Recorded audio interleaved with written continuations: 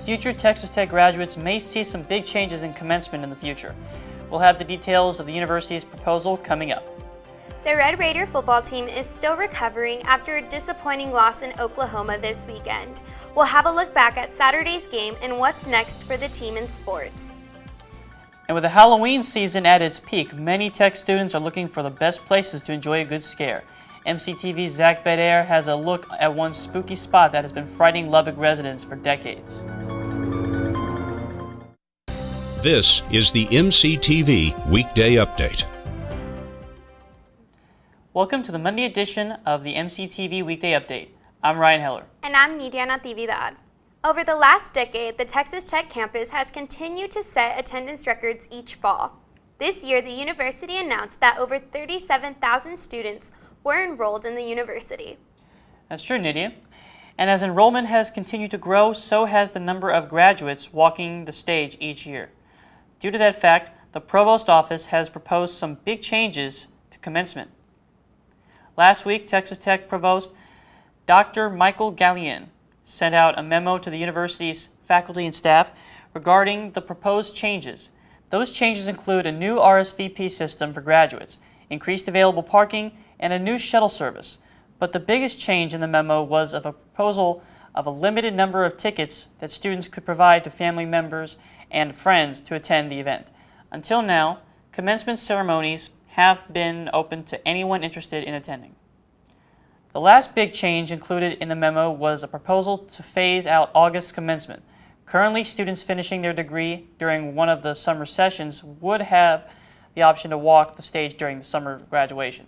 But if the proposal were to be enacted, students finishing in the summer would have to choose to walk in either the May commencement before the projected degree completion or the December or May ceremonies after they finish their degree.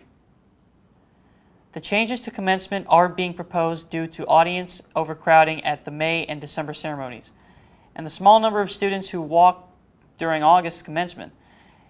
If the changes are approved, the first graduation to be affected would be the December 2018 commencement ceremonies. August commencement would be phased out over the next few years. The proposal is open to faculty and staff comments until mid-November. If the changes are implemented, the university would most likely make an official announcement in the spring. The growing population here at Texas Tech also means the campus itself continues to expand, and one project currently under construction is paving the way for future researchers to call the university home. The Experimental Sciences Building 2 is currently under construction near the center of campus. The 117,000 square foot facility is being built behind the original Experimental Sciences Building, next to Fuller Track and Field. When the project is complete, the new building will feature high-tech research laboratories, additional office space, and 3 conference rooms. The building will also house state-of-the-art instruments and support for research already in progress by Texas Tech faculty and staff across the nation. The current budget for the Experimental Sciences 2 facility is $77 million, and it is projected to be finished in the summer of 2019. In other news, Halloween is only one day away, but it's not the only holiday being observed this week. Wednesday and Thursday mark the traditional observance of the Day of the Dead. The Day of the Dead is a Mexican holiday during which family and friends remember and pray for friends and family who have died in hopes of helping them through their journey in the afterlife.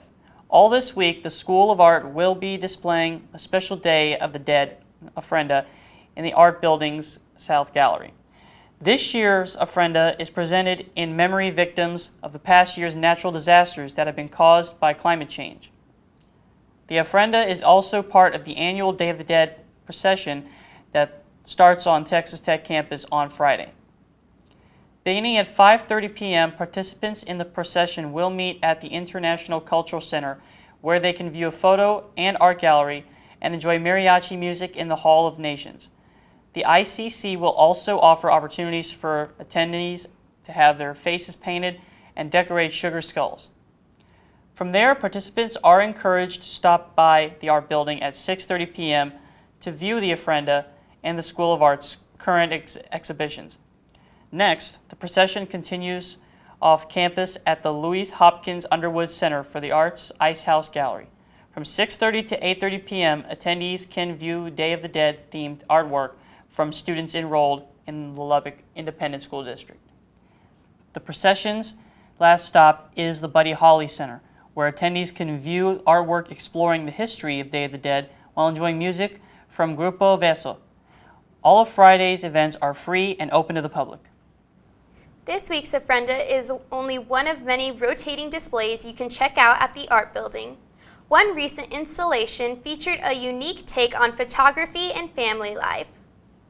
Like Panes of Glass was recently on display in the SRO Photo Gallery in the basement of the Art Building. The display featured a combination of glass and photographic imagery created by Libby Rowe. Rowe is an artist who works and resides in San Antonio, Texas. Each piece of glass was cut into shapes of domestic items, and the photos were then framed within the glass. The images are positioned to conceal imperfections, manufacturing an ideal family unit. The Like Panes of Glass exhibition wrapped up last week, but there are always other works on display in the School of Arts galleries. For a list of this year's exhibitions, visit art.ttu.edu and click on Landmark Arts. Over the weekend, the Lubbock area experienced the first freeze of the fall season. Saturday's official low was 28 degrees at the Lubbock airport. That's right, Nydia. Overall, Saturday was a pretty chilly day if you spent any time outside. But by yesterday, temperatures were back in the upper 70s. So will the roller coaster conditions continue this week? Let's take a look at the MCTV forecast. The flags are really moving today on the Memorial Circle Cam. We've seen winds around 30 to 30 miles an hour throughout the day, with wind gusts as high as 40 miles an hour. Temperatures have also been a lot cooler than yesterday. Today's high should only reach the upper 50s, and the wind chill factor has made it feel a lot cooler. After sunset, the winds should begin to decrease, and we'll see another chilly night with lows in the mid-30s. The current cold front will stick around the area, keeping temperatures in the 40s for most of the day. We'll start out tomorrow with cloudy skies, but those should begin to move out by late afternoon. Once the clouds clear, we'll see a high just above 50 degrees. Tomorrow night, we'll continue to see a few clouds and temperatures will only drop into the mid-40s. On Wednesday, we should see a big jump in temperatures, but we'll also see a return of windy conditions. Temperatures on Wednesday should climb into the low 80s. But we'll also see wind gusts near 40 miles an hour. By nightfall, winds should decrease, and we'll see an overnight low in the 50s. On Thursday, warm temperatures and wind will stick around the forecast. Temperatures should reach the mid-80s by late afternoon, and we'll see wind speeds around 20 to 30 miles an hour. Heading into Thursday evening, skies will be clear and winds will diminish, and we'll see an overnight low in the upper 40s. Looking ahead, warmer temperatures will stick around as we head into the weekend. The Texas Tech football team headed to Norman, Oklahoma this weekend with hopes of upsetting the number 10 ranked team in the nation. Unfortunately, the Red Raiders returned home with a 3-game losing streak. Saturday's game started off looking good for Tech, as the team scored 20 points in the first quarter. From there, OU shut the Red Raiders down, scoring 14 unanswered points into the halftime. OU came out of the locker room ready to roll, scoring 3 more touchdowns and guaranteeing a Sooner victory. After a scoreless fourth quarter, Tech came up short 49-27. With Saturday's loss, Tech is 1-4 in the Big 12 Conference, putting them ahead of only Kansas and Baylor. The conference currently has a 4-way tie for first place, with Oklahoma, Oklahoma State, TCU, and Iowa State all sitting at 4 wins and 1 loss on this season. The biggest upset of the weekend in the Big 12 took place in Ames, Iowa, as the number 25 Iowa State Cyclones took down the number 4 TCU Horned Frogs 14-7. This weekend, Tech is hoping to end their losing streak as they host Kansas State at the Jones. Kickoff is set for 11 a.m. with TV coverage on Fox Sports 1. Basketball season officially starts this week, and you have a chance to see both the Red Raiders and Lady Raiders in action right here on the Texas Tech campus.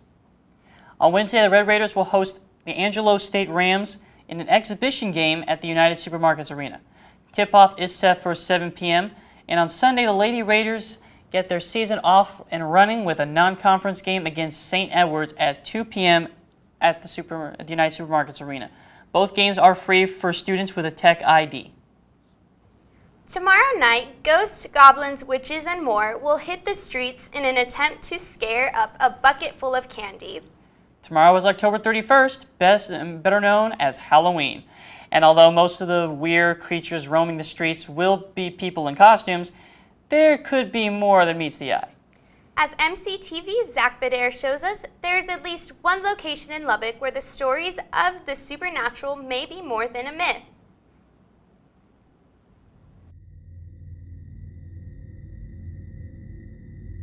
Located in East Lubbock behind the Lubbock Cemetery, there is an old trestle from the Santa Fe Railroad, infamously referred to today as Hell's Gate.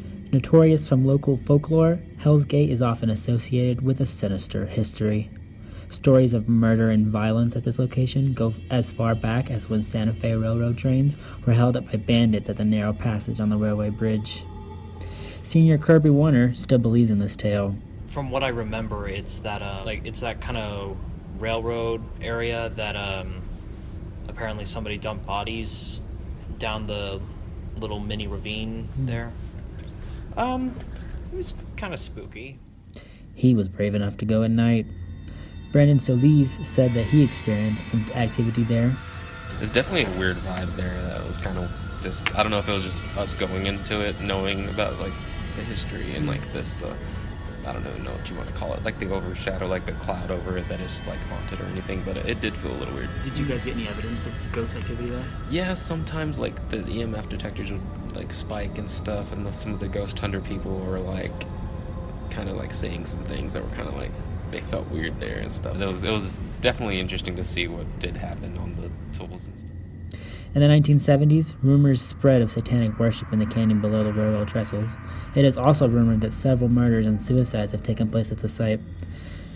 Despite its history, Lexi Carter doesn't think it was all that creepy during the day. I don't believe in ghosts as in like it being a certain person, but I believe in spirits. Okay, have you been to Hell's Gate? Yes. Did you think you saw spirits at Hell's Gate? No, because I went during the day and it's a lot less eerie during the day. However, she does have another message if you go at night. What would you say to someone who wants to go to Hell's Gate alone at night? I would say good luck with that. So Nydia, do you have any plans for Halloween? I actually do not. I celebrated on Saturday and I took my nieces trick-or-treating in my hometown. Nice.